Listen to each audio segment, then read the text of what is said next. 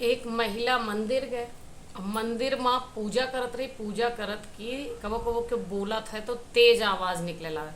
वो कहिस, हे भगवान, हमें जौन पति यह जन्म में दे है यह अगले जन्म में दे, हम ना चाहिए हमका दूसर पति दे।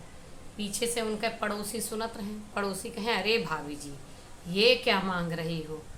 देखो आप भैया से इतना परेशान रहती हो, दिन रात लड़ती झगड़ती रहती हो, तुम्हारे घर की सुख शांति बंद हो गई है, खत्म हो गई, और फिर वही बवाल तुम अगले जन्म में चाहती हो। ऐसा क्यों मांग रही हो आप भगवान से? महिला का जवाब रहा कि हे भैया, जेका हम ठोक पीट के इतना ठीक ठाक कहेन सुधारेन, हम आपन बनावा हुआ माल, रेडीमेड माल जो न है दूसरे काहे के सौंप दी? अगलो जन्म में अपन वक्त खराब करबे, यह लिए मान।